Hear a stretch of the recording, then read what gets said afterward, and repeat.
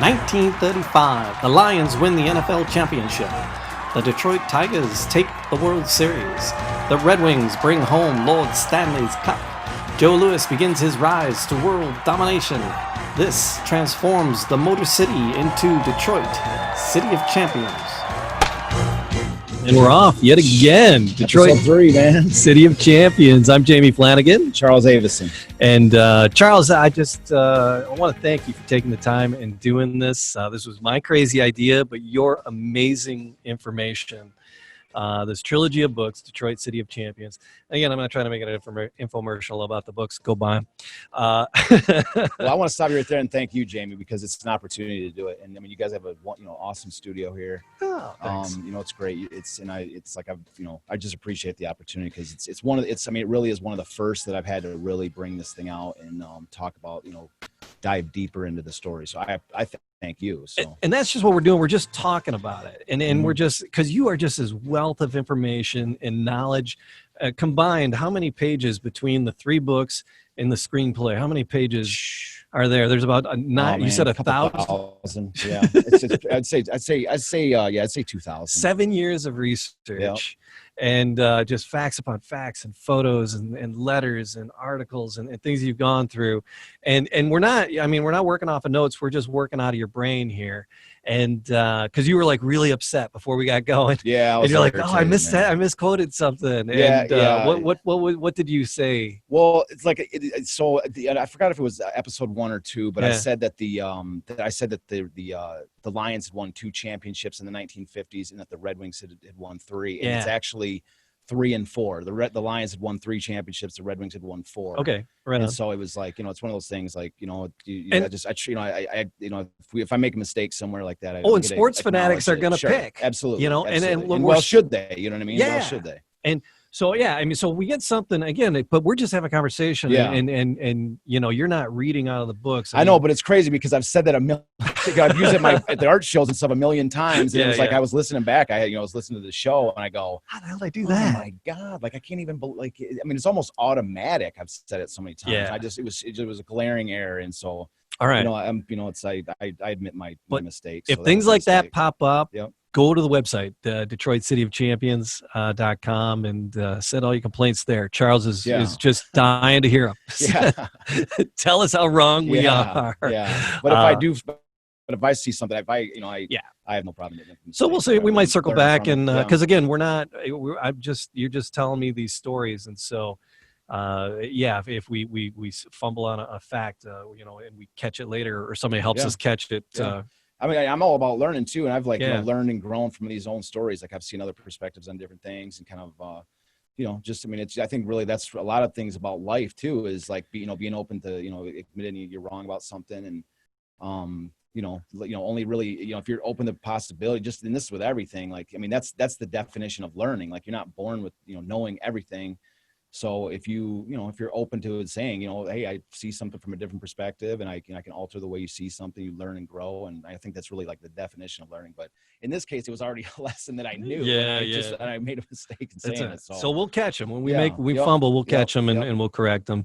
And we're here at the Podcast Detroit studios, Podcast Detroit Northville, and this is a project. These studios with my buddy, my pal Matt Fox, and who's been running the first 4 things that we've recorded, and we've yet to say thank you to Matt. That's great. It's a thankless job in here. All right. No, I love the story. I love the legacy. I love the history, and happy to sit here and just listen with everybody else. Yeah, Matt, thanks for helping out. And because we're just trying to catch this story. We talked about Detroit really struggling. It was the Depression, and just the Tigers had a decent year. Garwood was doing good in motorsports, and so things were on the uptick a little bit. But what really turned things around for the Tigers, you told me, and that's what we're going to get into here in episode 3, is the genesis, the arrival of Mickey Cochrane, and this is kind of the turning point that leads us into 1935, if I'm not mistaken, right? So Mickey Cochrane was really instrumental in making this Tiger team happen. The way I'm rocking my Tigers. I noticed that. That's an awesome shirt. It's Hawaiian shirt. Hawaiian with the Tiger D on it. That is it, yeah. But for people tuning in on Facebook or watching it on YouTube later. Yeah, I need to start upgrading my Tiger paraphernalia. My goal is to wear a Detroit T-shirt every time, or some sort of Detroit shirt every time.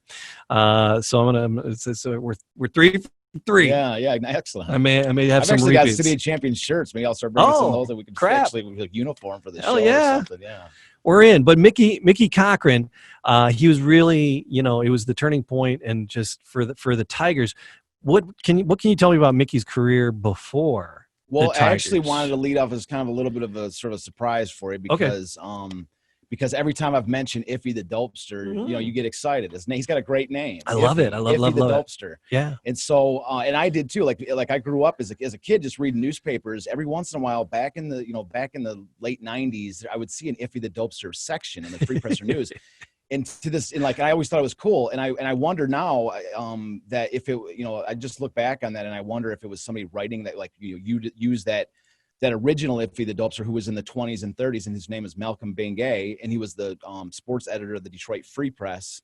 And so I wonder if they would kind of just conjured that nickname or whatever, because it was strange for me because I remember reading about Iffy the Dopester when I was, as a kid growing up. And then when I was doing the 20s and 30s research, I'm seeing Iffy the Dopester all over the place. I'm going, oh my God, there's this weird, there's like this, maybe there's like this legacy, but I haven't seen it in recent years. So, but anyways, so what I have for you is, we've talked about in the previous shows, that at the end of 1933, okay, the Tigers were, like I say, the situation in Detroit was really, Garwood was the only really notable sports, thing going on in the city.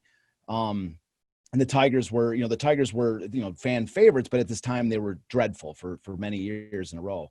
And so I told you about, I call it the Riot Act. If you wrote an article in the paper saying the Tigers are dreadful and they need to do something about it. It's time to do something about it. And then that is what I don't know if that was the catalyst of what came next with Mickey Cochrane, but at the very least, it was big enough that Fred Lieb, who is probably my favorite sports historian, wrote about it in the book, in his definitive guide on the Detroit Tigers, which is an absolute must, by the way. If anybody's really a Detroit Tiger sports into sports history, the book by Fred Lieb, just called The Detroit Tigers, is an absolute must read. It goes through the early 1800s with Detroit baseball and everything. So tremendous read. But anyways, so what I have for you is and I want to read you the Iffy's article. It's it's not too long. That call to action from 1933. Yeah, so the idea is you got to do it in the old timey voice. No, I don't think I can do that. Not as good as you, buddy. But but anyways, and so it's not that long, but it gives you. But I love it because it really takes you into the mentality of the people before 1934. This is at the end of 33, prior to Mickey Cochrane's arrival, and it really shows the mentality. This is Fred Lieb sort of setting it up. So he says, and Detroit was pretty well fed up with that 6th straight second division club. Even usually loyal Malcolm W. Bengay, Iffy the Dopester, by now editor of the Detroit Free Press, had his fill and wrote his own Declaration of Independence. The Free Press ran his 2-column editorial in 12-point Roman type, big enough to smack Frank Navin, the owner of the Tigers, and anyone else interested, right in the face. It didn't pull any punches and was headed, "We want Tigers, not tame kittens." And so this is the article. That was the headline. We want Tigers, not tame kittens. Not tame kittens. You can see it was a huge article. It's like he was the editor of the Free Press, so he could really, make this the centerpiece of it the other day. So he says 24. This is Iffy. So 24 years ago, the Detroit Tigers won their last pennant. Detroit has not had a winning baseball team since Huey Jennings was dropped with scant ceremony to make way for Ty Cobb as manager. Cobb was a flop. Moriarty, who followed, was worse. And Bucky Harris has shown himself no better. Detroit, long one of the best baseball towns in America, has been steadily losing interest in the sport because of lifeless teams under a lifeless management. If baseball is a sport, then Frank Navin should bestir himself to present to the playing public some form of competition. If baseball is merely a vaudeville performance with the gate as the index of a team's success, then the sport fans are entitled to know it. Professional baseball is naturally a business, a money-making proposition, but there must be behind it a sporting instinct, a desire to win, in order to give the public its money's worth and thrills. Bucky Harris is a nice young man, but he is not an inspirational leader. He has had 5 years of trial here and has done absolutely nothing.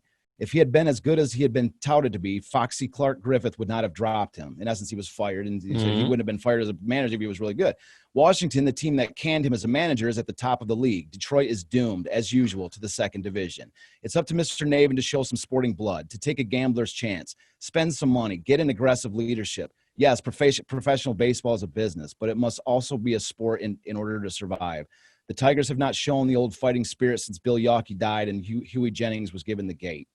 So that's the setup. So you can see, and that's like front page of the right, yeah, Free Press. It's big. Well, like, I mean, at least in the sports section. Yeah. You know what I mean, like, it was 12-point big font, so it was impossible to miss. Wow. Yeah. So that was the idea. So that was the mentality of Detroit at the time, that a sports editor is like, we're done. We're so fed up with this. It's a trash product. There's no competition. There's no spirit.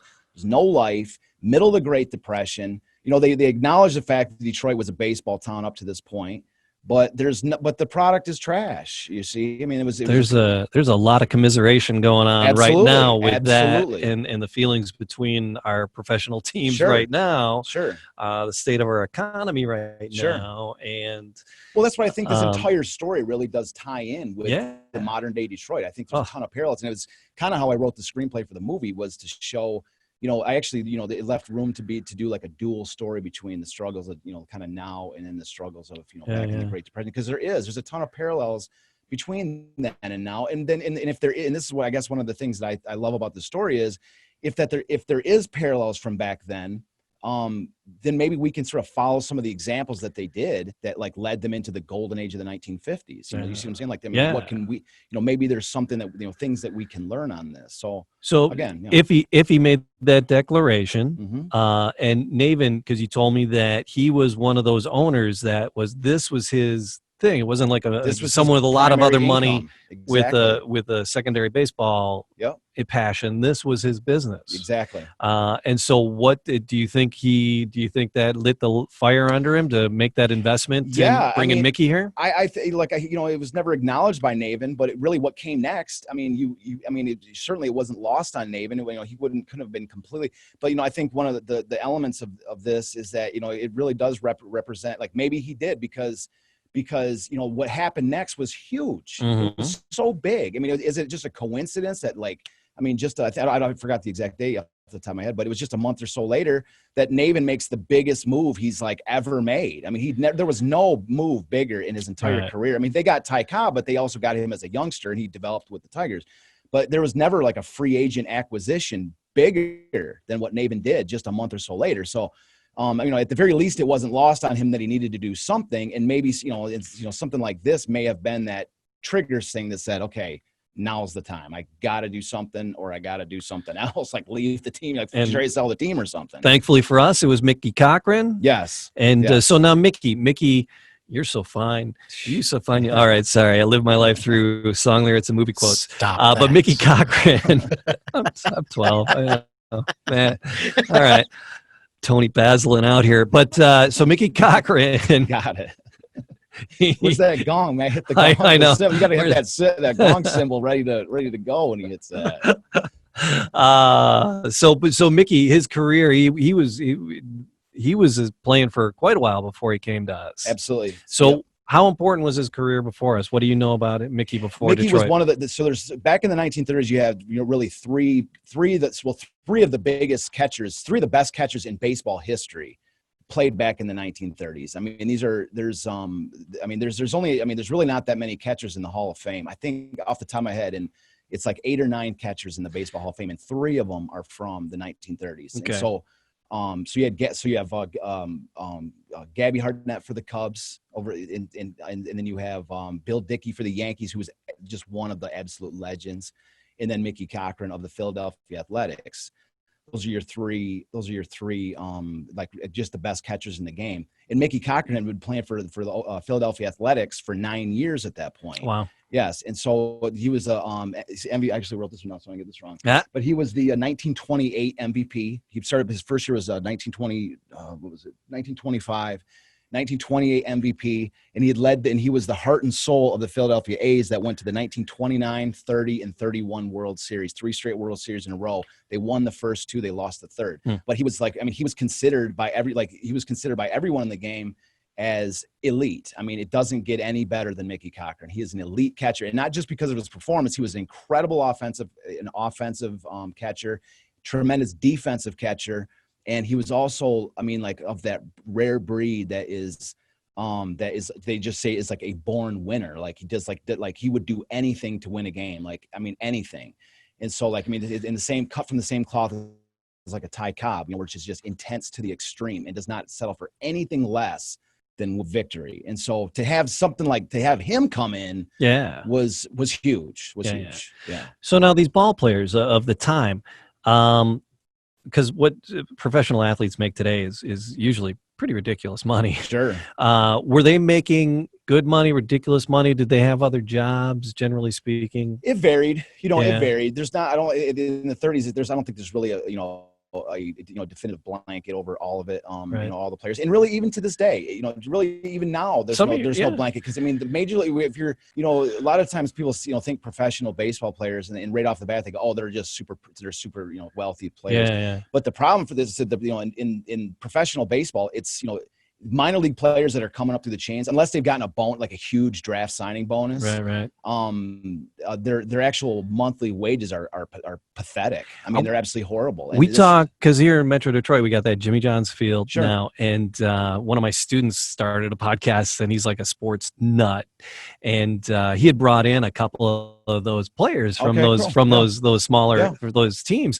And those guys just talking about grinding it out. It's just grind. like, absolutely, yeah. It's like, it's, but they're so passionate about it. Yeah. You know? Well, you have to, because like minor league players really, I mean, that's what I'm trying to get to is minor league players, their wages are horrendous. I mean, you're talking about between $800 and $3,000 a month. I mean, like the top end minor league player, even for like a Tigers minor league player, it gets like $3,000 a month. That's top end. Yeah. And I mean, so that's why a lot of times when they get drafted, they might send like $1 million bonus. And a lot of times that bonus is what carries them, right? You know, that they kind of live off that bonus to supplement their wages. And usually it's only when they get to the major leagues, they're making $500,000 a year as a major league minimum. But it's really after a couple, 3-4 years, you start, the team starts to, you know, the better you are, the more the team wants to start paying you. And so then all of a sudden now you're elite, you know, pay scale. Yeah. But it was, I want to say it was a lot, you know, similar to that, like this. Okay. Back then. So there like were Mickey different. Cochrane wouldn't have been working a side job. He was a superstar. Right. You know, he was a megastar. So I mean, he would not have been. It's just from what I've read, anyways. He would not have been, you know, necessarily working a side job. But he was a player and the manager. He was a player, but that's why Navin loved the idea because when he was at the A's, he was just a player. He was just their catcher. Right. But Navin liked the idea of basically getting a 2-for-1, because as you could hear in the Iffy article, they were not happy with the manager, Bucky Dent, not Bucky Dent. What did I say his name is? Anyways, yeah, I'm not going to have a regret from this. I'm going to look it up. It's Bucky, right there. Yeah, you got to bookmark it. Bucky Harris. Is that what his name is? I just drew a blank. Bucky Harris. So Bucky Harris had not, you know, he like, you know, say they were like, Bucky Harris didn't do the job as the manager, you know, he didn't do the job as the manager. So they're like, you know, we need a sweet player and we need a fiery manager. So this was the first, have him do both, and it kind of saves us a little bit of money. So this is the first time he was managing. First time he was managing. Okay. Yeah, that's what I mean. Yeah. So because before that he had Connie Mack. Connie Mack's one of the most all-time legendary managers in baseball history. Sure. And Connie Mack was the manager of the Philadelphia Athletics. So when Mickey comes over to the Tigers, this is his first year as a manager, and he actually talked to Connie Mack about like, what do I need to, you know, for this team to be better? And he was like, you know, Connie Mack was like, well, you need a third baseman. Your third baseman is horrendous. You know, like you got nobody at third base. You know, he was like talking about a couple other players, but he really gave you know, Mickey some tips, you know, about what he should be, what he needed, and what he didn't. And this was his first year as a manager, and so he comes in there, and that's like what comes next is incredible. You know, Frank Navin, puts $100,000 into Mickey Cochrane. They're all broke. You know, he borrows money from his business partner.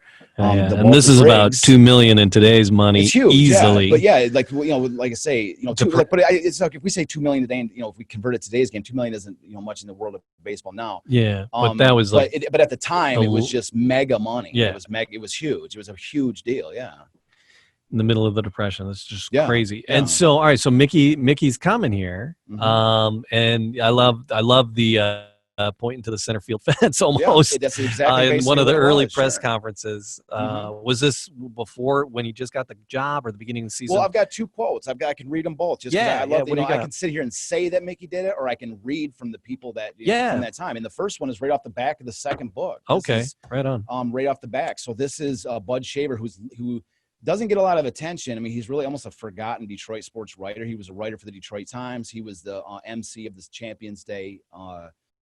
MC of the Champions Day event, like he was the whole, the main host. But so with the quote, and I love it because that's what I put on the back of the book. So the quote comes from a magazine called Who's Who in Baseball, 1935. And so the Who's Who in Baseball 1935 really was released at the beginning of 1935. So he is talking about the previous season in this. And so this Who's Who in Baseball was a massive publication at that time. It was like sort of the almanac of everything that happened the prior year as a primer for what the upcoming season. So it was a huge thing. And I think it may still be going on today, but at the time it was huge. So anyway, so this is Bud Shaver's article. Again, this is prior to the 1935 season, which writing about the previous year. So this team can win the American League pennant. And what's more, we're going to win it. Black eyes flashing, gruff voice rasping with characteristic intensity, Mickey Cochrane thus made his inaugural address to his players at Lakeland, Florida, March 1st, 1934. It was delivered in a clubhouse so tiny that the players were pressed close around their new leader. Bucky Harris had managed the same team for 5 years without ever getting it out of the second division. They were not good enough and resigned to it, although something in Cochrane's determination stirred a faint hope. You see, so that's so he's like I say, they're talking about it like that's what he was doing. This is the stuff he's saying. And I've got another one too I could read that one too if we want, but otherwise, this one's by H.G. Salzinger, and he's talking about Mickey, that he was actually saying that same thing all the way as early as the winter meetings, right after he was signed by the Tigers. Like he hadn't even signed the actual contract to play with the team in 34. And he was already saying, we're winning the pennant. We're winning the pennant. And H.G. Salzinger, like, it was amazing. Like nobody could believe him. Like we didn't even write about it because it was so ridiculous. Like we didn't want to embarrass him. So where Mickey came in as the manager and he made some player changes. Was that his responsibility to bring in different players? Yeah, I mean, he was like a manager / kind of GM, so it was left up to him to a certain degree as far as bringing in players. Who did he line up for 34? So the idea, and that's what's so interesting, is that really there was no major differences between the biggest player. Really, the biggest player addition was Goose Gossage. I said it. Goose Goslin was the biggest addition from that team. And Goose Goslin was viewed as a sort of like over the hill, like tremendous hitter in his day. Yeah. But he sort of looking at it as like a guy who was like sort of over the hill. It was an older cat. Yeah, he was a little bit older guy coming from Washington, from the Washington team, and viewed as somewhat over the hill. All right. And basically expendable. Like his best years are behind him. Maybe he's got a good year left, and who knows. But Goose Goslin was an eventual Hall of Famer. I mean, he was a tremendous player in his day, and so he was. And so he was, Mickey brings him in, to play and, play outfield for him. And so that was really the only major addition. It really was. It was really the only major addition. So Mickey and Goose. Yes. Were the two big changes. That was really the biggest changes. And he took this team from a bunch of losers and shaped them into, one of the most dominant teams in baseball history. 34 and 35, this team could not be stopped. Yeah, and so I actually have other quotes too. I have a quote where, and I'd like to read that one too if we have a chance. You want me to read one right now? Because I love it because it shows it talks about the impact that he made coming out of. I actually marked the page here. No, awesome. Yeah. Yes, I just bring your notes out. You don't have to hide them. All right. I just want to make sure that doesn't take too long to find it. So 116, I got it right here. So. You're not gonna screw it up again, Charles. Come on, man, get your notes out. I just there's a million quotes. I just want to make sure I get the right spot. So, all right. Poke the pooch in episode 1. Come on, man. So anyway, so this is Eld Knocker. Eld Knocker's got a great. Comes out of Eld Knocker is one of the Tigers' best pitchers. Yeah. Super young guy. He was just trying to make the team really in 1934. All right. And he has a fantastic book called Sleeper Cars and Flannel Uniforms. Tremendous book. Just recalling some of his memories. The player. Can you repeat that name? Can you repeat that title name again for me? It's called Sleeper Cars and Flannel Uniforms. And by Eldon Knocker. Yep. Okay. And so anyway, and Eldon Knocker was throughout the final pitch for the Tigers for the final Tigers game for the last Detroit Tiger at Tiger Stadium. Okay. Eldon Knocker was still alive at that point. Oh. Yes. Yeah. So anyways, and he gave a speech at it and everything. Like he was, tremendously, he had this submarine delivery, underhand delivery. Let me just make sure he threw out the picks because I know he had a major role in the thing. So let me just take a look. Yeah. So that was a big day. Like the switching of the stadiums.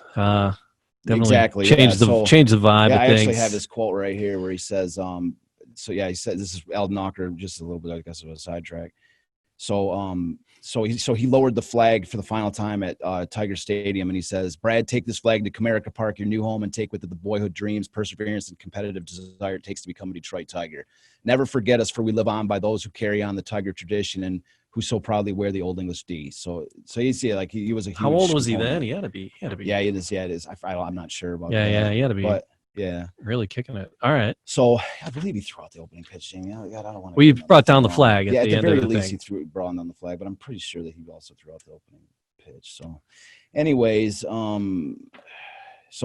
yeah. Well, if it's not, we'll correct it again. But anyways, but yeah, he was. He had a hand in the ceremony at the very least. Yeah. So. Anyways, so this is like his little quote here. This is where he taught this, and I love this. There's a bunch of different ones, and so I mean, there's a bunch of different quotes that like pretty much every player assigns Mickey Cochrane, as the guy who made this huge change, for Detroit. But I like this one because he talks about it, like the evolution from where we just talked about, like where we're from predicting it to the point, to the beginning of the season. This is like a perfect transition to show how he did it. So this is Eldon Knocker from Sleeper Cars and Flannel Uniforms. So Mickey Cochrane was the perfect player and the perfect manager in the perfect situation. He was just what the city of Detroit and the Tigers organization needed. We all met Mickey on the first day of spring training in 1934. Right away, it was obvious to all of us that this man was something special. He was a natural-born leader. We held meeting after meeting. Cochrane talked in a way that held our attention. He would stand up and start talking to us about confidence and about playing in the World Series and what it was like to win the pennant, how great a feeling it was. The more he talked, the more charged up everybody got.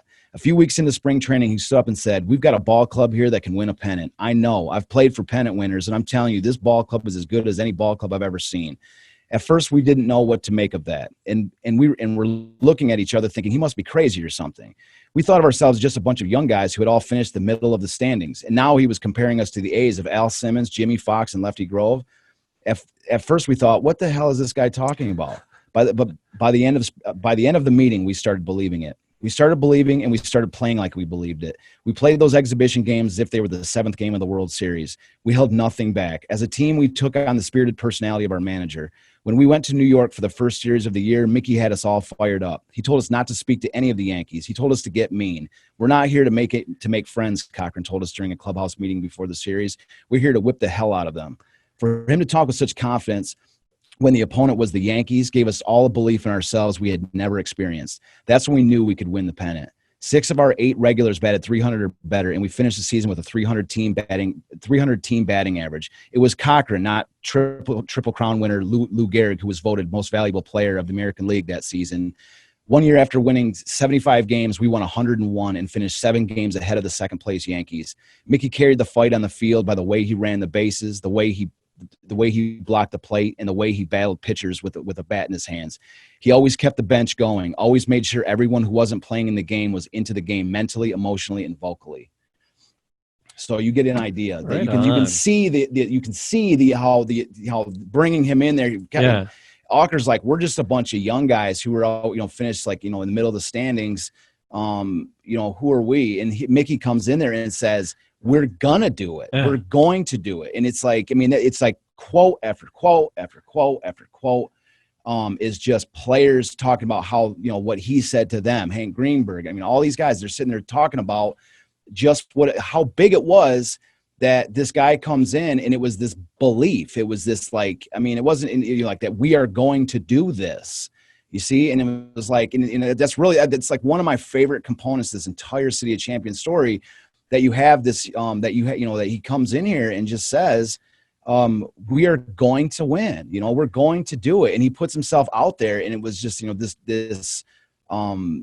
desire, like, we're going to do it. But, winning believes that you're going to do it. You're going, you're going to feel, at the very least, you're going to go down, and you're going to go down fighting at the very least, And so, yeah. How many games would a season be like in 1934, 1935? How many games comparatively to today? 158 back then. They would still play. So how many do they play today?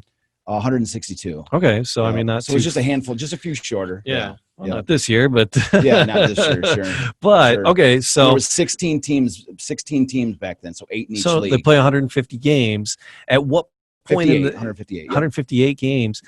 At what point in the season they're like, "Hey, fellas, we might have this"? Yeah. Where is it? I mean, I know they were feeling it from the get-go from that spring training, but when did it catch on with the city? Like, what were do we know like what the attendance was? I gotta make sure they have 158 game thing. I'm not gonna have to back up. I'm gonna make sure this was because I'm really curious. I'm kind of curious. 153. Like, what kind of attendance?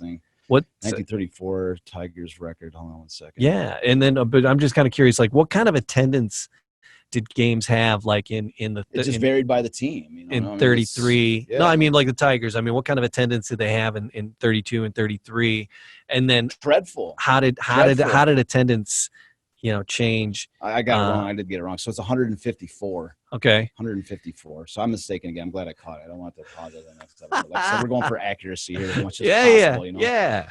And I'm asking you questions that we didn't. Like I said, we just had the conversation. Their attendance jumped from something like in 1933, it was something around 7,000 fans a game, and then in 1934, it jumped up to in the 14,000 fans a game. I mean, it easily doubled, In the Tigers 1934 drew something around like 960,000 fans for those games. Okay. And then the 35 Tigers drew over 1 million. Wow. Over 1 million. So yeah, it was huge. Yeah, it was a dramatic improvement. I mean, you have teams like the Browns that were drawing dreadfully. I think it was like 400 or 800 fans a game. It was real ugly. So, okay. So it just the attendance. Yeah, it varied by team, of course. Sure. But the Tigers were definitely one. I mean, they accounted for a massive percentage of the entire American League's attendance in 1934. So was there a point in the season where they had the pennant locked up and they had some games to go? 34. You can see, in that Ocker quote, you can see he says, they finished 7 games ahead of the Yankees in 1934. So that was a significant, that was a pretty big distance that they put on between them. And 35 was a little bit closer because they had sort of a late season swoon, like they sort of like nosedived a little bit towards the end of the season. And so it got a little bit closer margin, but they actually won. They actually won the game. The 35 pennant was won on Eldon Knocker's birthday, and so so he was the pitcher of the day when they won the 35 pennant. So it was like a big deal, Yeah. It was. They had a little bit of a margin, but I mean it was intense all the way. I mean, you're playing the Yankees. The Yankees were the team that was chasing them in both years. So.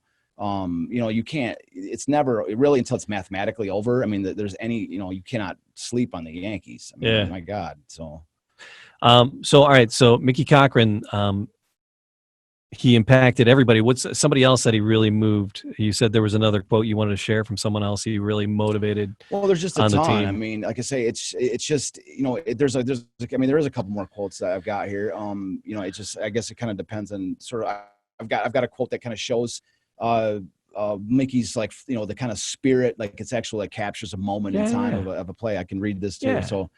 So number one, this kind of shows, it kind of gives an idea of like the type of character he was. This is actual in game, and I actually use this exact scenario because the screenplay, my goal of the screenplay was to make it historically accurate. Right. And so I actually use this concept, this quote, to build a scene in the screenplay. Okay. To show, because I'm like, it's real. I'm trying to make something as real as possible. Uh-huh. So this is a quote from the Detroit Times from July 30th, 1935. So Mickey says, so the article says it didn't have an author, but it's just from the Detroit Times. So I am thinking now of the 5th inning of yesterday's game. Russell Van Atta twice threw at Mickey's head. Cochrane took a couple of steps forward, shot flaming words in Van Atta's direction. Then he stepped back to the plate, gripped his bat tight, and laid down a bunt with the hopes that Van Atta would cover first base. Mickey tore down the baseline and threw himself at the bag, spikes riding high. There was no Van Atta to meet him. When Van Atta was knocked out of the box, he swaggered past Mickey in the catcher's box and said, "I thought you were a better sport than that." And then Mickey says, "I thought you were." Mickey says, "I thought you were throwing at me, especially that second time. And if you had fielded that bunt, I would have cut you down. If you weren't throwing at me, forget it. If you were, don't field any bunts I dragged down the first base line. You can take it either way," said Mickey. "I got guts enough to throw at you, even if you would try to cut me," retorted Van Atta. "Suit yourself," said Cochrane. "It's all the same to me whether you were throwing at me or not." So he actually laid a bunt down the baseline so that Van Atta the pitcher would cover the bag, and he could then cut him down with his cleats. That's Mickey, right? I mean, that's and he's standing up for his team, standing up for himself. Yeah, and just motivating Mickey's the type the boys. of guy, like as a catcher, like one of the things that he was like known for was that he hated to see a runner across the plate. Like he hated seeing the other team. Like he was a former football player. He was a tremendous football player. Some say he was better at football than baseball in college and that. And so they would say that the runner would be coming home, and he would actually like hit the runner. Like if it was a close play at the plate, he had this special ability to basically, football hit, like block the runner, like hit the runner and then catch the ball and tag him like in a motion. You know what I mean? If the runner was like a step or two ahead of the ball, he was able to hit that runner, catch the ball and tag him. Like that's the kind of player he was. He would like not give up a run. He would never give up a run. Like that was his entire thing, was like, if there was any way that he would, prevent a run, he would do it. So he lit the fire. These guys came alive. Yeah. 34. They win the pennant, and that puts them in the World Series. Puts them in the World Series, and the Tigers at one point are up in the series. Yeah, they're up in the series, and then they lose in that seventh and final game. So it went all the way to 7 games. Yeah, a lot of listeners might be familiar with the Medwick incident, where the idea is that Medwick had slid into third base and spiked Marv Owen at third base, and the Tigers were already getting beat pretty bad at that point, and it just was the last straw for the fans, and so the fans just started showering the field with debris. It was they were in Detroit, and so the Detroit fans just lost it, and they were throwing Detroit fans. Yeah, they were throwing so much stuff on the field that they like wouldn't let Medwick come, like when Medwick was coming back out on defense after the inning was over, they wouldn't even let him come back out. Like they were pelting him with so much debris. Oh my God. Yeah. And so they actually, the chicken wire. Yeah. Commissioner Landis actually pulled Medwick from the game just so that they could finish the game and be done with it. Yeah. So it's like the only case like where like a commissioner of baseball is actually like removed a player from the field. You know what I mean? Just to calm the fans down, because it was like there was almost like a near riot, right? And so they had to pull him from the game. And then, of course, the Cardinals are protesting, saying you can't pull our guy from the game because the fans are out of control. Right. But the Cardinals were up anyway. They were way up. I think it was 11-4 that they were winning. Yeah. Okay. So it was well over, and it was like the 7th or 8th. We might even have been the 9th. And it was like towards the very end of the game. Mm-hmm. So they were just trying to like let's just get the game over. It was that. So but you can see, like, they go all the way. They have this incredible year in 1934. They come out of nowhere. Mickey makes this, declaration. This close. Yeah, and they go all the way to the World Series. They're up in the World Series, and then they ended up losing in the 7th game. So it's absolutely, can you imagine, it was like this magical ride. That it was like, it was for all these people in 1934, it must have seemed almost like destiny or something like this is like an inevitability, and this, keep in mind, this is the Tigers' 4th attempt at a World Series. It's their 4th attempt trying to win a World Series. Yeah. And because they still haven't won one yet. They haven't won one yet. They went to 3 World Series with Ty Cobb, 1907, 1908, 1909. They lost twice against the Cubs. They lost once against the Pirates in 1909. And then it was 34 that they play the Cardinals, and they lose that in the 7th game. So they're like, into now the mentality is like, did the Tigers get lucky? Did they catch lightning in a bottle? Was it a fluke? Yeah. And so that's what really, hit them hard, was like, did we just miss a chance? Because they hadn't been in the World Series since 1909. Like, so what was Mickey's response to that come spring training next year? Classic Mickey response. We're going to do it. We're going this year. We're winning the World Series. We're going. But in the 1935 was tricky. Was really a tougher situation because because in 34, it was like they wrote this like magical run, like nobody was expecting them. They were underdogs like in every game. Yeah. In 35, they're expected to do it. Sure. They're like expected to. So in 35, they start off horribly. Like some of the stars of 35 were playing terrible. Schoolboy Rowe, who's the ace of 1934, the sensation of 1934. 35, he was pitching terrible. The Tigers were at the bottom of the standings at as late as May. Did Mickey make many lineup changes between 34 and 35? No, I mean, again, it was really the same lineup. It was the same lineup, same group of players, and there was, but like I say, it was like it was kind of a different vibe, because now whereas 34, they were underdogs and riding this wave of enthusiasm and young guys playing against the world and this. And in 35, it's almost kind of like now they're all stars, and now they're like all basically like stars and they're expected to do it kind of thing. And, sure. So there, there's great, bigger expectations, and all the national media were saying, the Tigers got lucky in 1935. They're 34. They got totally lucky. And so when they started off flat in the beginning of 1935, it basically just gave ammunition for the national media saying, we told you they were terrible. We told you they're terrible. Sure. So in this case, like say Mickey's going in 35 without, Schoolboy Rowe, who's his ace in 1934, was pitched terribly the first half of the season. All of his hitters were cold. The outfielders were making tons of errors.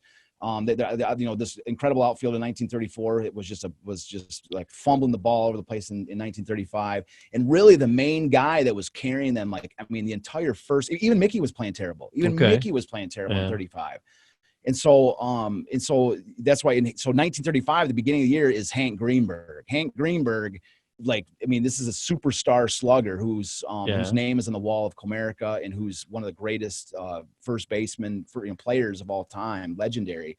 And so it was Hank Greenberg in 1935 that virtually carried the Tigers for the entire first half of the season. I mean, he was so good that he almost single-handedly carried the Tigers until the team started getting revved up and started to play like they could play. And, in the middle of the year, it was like I say, at the end of May, the Tigers were bottom half of the league. They were still playing terrible. And Mickey once again comes in saying, we're going to do it. It doesn't matter what our record is. It doesn't matter. We're going to do it. So, and then, then the team started to right the ship, and Schoolboy Rowe was really one of the last players to start to really come around. And I speculate in the book that Schoolboy Rowe, his son, 1934 with Schoolboy Rowe was really noteworthy for, besides his incredible performance on offense and defense. He was a tremendous hitter besides being a pitcher. He was well known for his, there was like a romance with a girl named Edna Skinner, who was his, Well, he was on a national radio show. He was on a national radio show, an Eddie Cantor show, which was a national show at the time. Yeah. And so he had been, courting his high school sweetheart, Edna Skinner. And so he says to her, he says on the radio, goes, "How am I doing, Edna?" Says something like this to her, right? And so, and like a nation of listeners are listening to him say this, and the women swoon over. Oh my God! I wish my my man would say something on the radio about me. Yeah. So like that kind of thing. How am I doing, Edna? Yeah. So anyway, so it was like, so this romance between the two of them was like front page news. I mean, it was like a media sensation. Yeah. And so it got to the point, like in 1934, I have a quote in the book where they actually dropped there was an airplane that flew over and dropped a package from a plane, this brown paper package with a parachute. And it landed in the middle of the game field. And these fans ran onto the field and tore this package apart. And there was this huge flower corsage for Edna, for Edna. And so they bring this corsage up to Edna. It was in the middle of a baseball game, right? I mean, it wasn't from Schoolboy Rowe either. It was like, God knows, it was just like a thing. It was like to kind of amplify the romance or something. But like I say, that's how big it was. And then so they had gotten married in the off season, Edna. And they had a child, and his schoolboy's now Linwood Rowe was his name. And he was Linwood Jr. And Linwood Jr. was sick. He was born sick, and he had all these different illnesses. And so I speculate that may have had a major factor on his performance in 35 because he was just so distracted because of the illness. I'm not sure how long the illness lasted, but it's just strange that a player of the magnitude that he was in 34 had just a huge fall in 35, and then he would come back towards the end of the year and really start to pitch like on fire again. Like he did come back and ended up being one of the most important pitchers the Tigers had. So how did Mickey turn around? His performance turn around? Absolutely, as well? Yeah. They stormed towards the end of the they all did, the whole by the that's what's I was kind of trying to get at is Hank Greenwood really carried the team the first half of the year, and then just long enough for the rest of the team to finally everybody was in a slump for the first half except for Hank, who was just red hot. And so like I say, he carried them long enough that when the rest of the team did finally click, that it was just game over. Game over. They were like, because Hank didn't stop. Hank was MVP in 1935. He was an absolute monster. So that's what I mean. Like, so now it's not just Hank in the end of the year. It's the whole bunch is back. And that's what I mean. So he carried it. But Mickey was the one that was still like the driving force. Like, I don't care what our record is, we're still going to do it. This is, we're making this happen. It doesn't matter what our record is. All you naysayers, you're going to be the last ones to see it. So, and they did it. Yeah. So where does Mickey's career go from there after 35? How long is he with the Tigers? And then what was with them? So he's with them for another full year.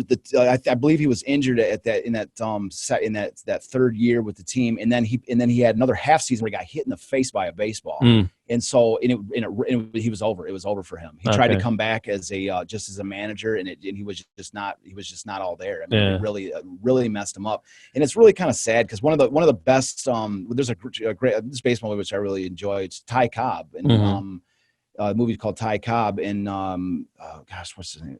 Anyways, this movie called Ty Cobb, and Mickey Cochrane is in the movie, like as an actor portraying Mickey Cochrane. Yeah, and it's like he's like a drunk and like kind of like they really don't. And like not saying that like his career he didn't. It's not like it's inaccurate portrayal of him, but it's just kind of sad to see it because it's like.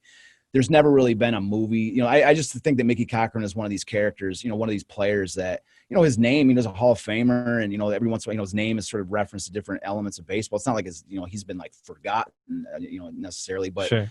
But it's just sad, like pretty much like the only movie that's ever been made where he's in it. He's like this, drunk and whatever. And, it's like, that's what I mean. Like he got hit in the face by a baseball and it, it just destroyed him. I mean, it's, it just wrecked him. So, and then these players, they give it all. Yeah, they didn't wear so many back of them then either. Yeah, too. You get hit in the face, hit in the head by a baseball. It's like who knows what kind of damage it does. And for Mickey, it wrecked him. It did. It pretty much ended him. So, but like I say, Mickey, he was just huge. And that's like one of the main components of this is like, I put him on the cover of the second book. Like, it's like he was so pivotal. And I can we go through article after article after article, quote after quote after quote from the books, just to show how every single it's just like how much credit everyone gave him for being the the heartbeat of this team. Yeah. So so like I say, it was huge. And one of the sort of campaigns that I'm on is Mickey Cochrane. He played 9 years with the Philadelphia Athletics and three and a half years with the Tigers. And so he's sort of like, like one of the campaigns that I'm trying to, talk about, and I actually say this in the book, I make a special section in the book about why Mickey Cochrane's number should be retired by the Tigers. Is it retired in Philadelphia? It's not retired by either team. Okay. No. Well, the Philadelphia A's, did they go? Well, that's what I'm saying. They left. Now they're in Oakland. So it's like, why would, kind of Oakland retire the number of it? That's what I mean. That's like why he's like sort of like lost in the middle of this. Sure. Because so his number was number 3, which is the same number as Alan Trammell's number. Mm-hmm. And so the idea, so Mickey, his name is on the wall of Comerica Park, but it's called like an honored. It's not like his number's not retired. It's just his name on the wall. Is Trammell's number retired? No, but it's expected that at some point his number, most likely will be. Yeah. But there's a nice dual ceremony. Exactly. That's what I'm saying. Like, I think it'd be great. And that's why sort of time is of the essence. Cause if they do retire Trammell's number, but there's precedent for it because the New York Yankees retired the number 8 with Bill Dickey and Yogi Berra, both catchers. Right. And so it was like a dual number. Like that number was so big, it was so important. There was 2 legendary players that both had that number that like that nobody ever wearing that number could be good enough, could have more value to this league, than these players. That's kind of the Did Trammell wear it because of Mickey, or no, was that not that I've ever heard it. I don't think so. No. All right.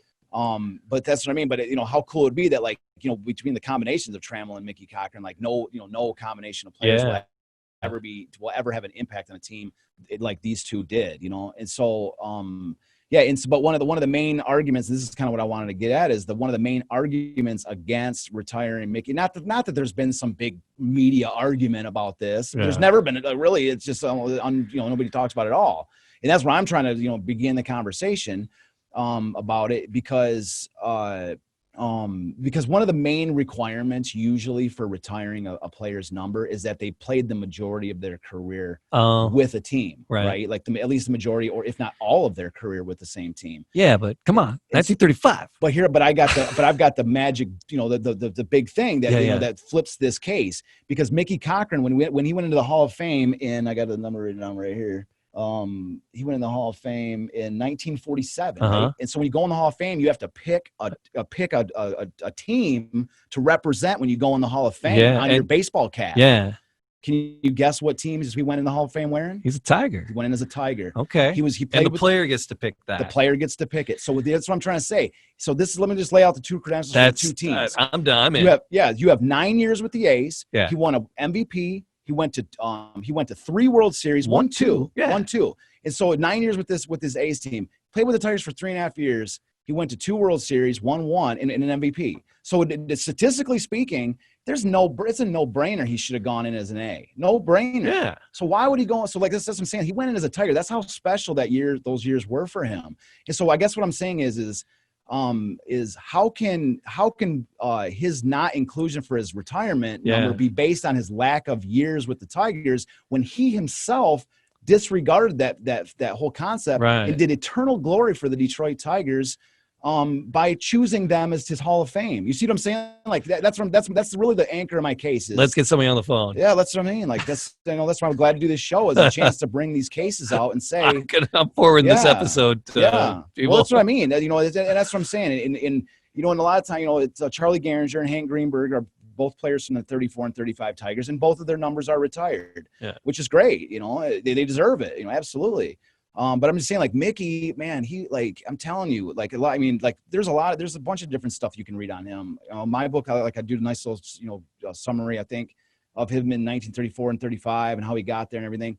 But he's just an incredible player, and he's the heartbeat of this, and he was the driving force of this entire Tigers thing. And and again, the Tigers thing, we call it the genesis for this episode, and it really was like this guy, this is the beginning with this point, the Tigers, just creating this mania in the city for baseball, led to the arrival of the Lions, and it led to the Red Wings really making an effort to spend some money and make sure that they could keep pace with the Tigers, with the Lions, with the sports enthusiasm of the city, and again, ultimately the entire City of Champions story. So, it's the spark we needed. Exactly. And Mickey Cochrane. He was the guy, man. Yeah. Get him in that Hall of Fame. Mickey, or retire that number. He's in the Hall of Fame. Well, get that number retired. The number retired. That's what I mean. Yeah. So right on. All right. Yeah. So Detroit City of Champions. The website is DetroitCityOfChampions.com.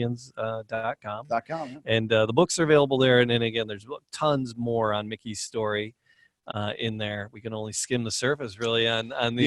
There's so many quotes and articles. It goes quick, man. I love it. but I love the opportunity to really focus on I thought it was going to be a half hour. I'm like, oh crap, we're a half hour, now it's an hour in. Yeah, but I just love the chance to actually focus on Mickey for a second. Like I said, you got most of your facts right. Way to go. Most of them. I got to tune it up a little bit. That's what I'm saying. I'm not taking any chance. I got to keep notes. That's awesome. And again, we're just having a conversation. You're pulling most of the stuff out of your head. It's astounding. I can't remember my address. So like I said, I want to make sure I get the stuff right. So I gotta just ask Siri, hey, get me home. And it's I had to refer to it once already to make sure it is what it is. But like I say, we'll get there. All right, DetroitCityOfChampions.com. Take a second, if you would, and subscribe to the podcast. Give it a like, give it a comment. It's extraordinarily helpful. If you want to reach us again, DetroitCityOfChampions.com. You can reach out to Charles there, DJ Jamie Detroit. On all the socials, there's a website with that title as well.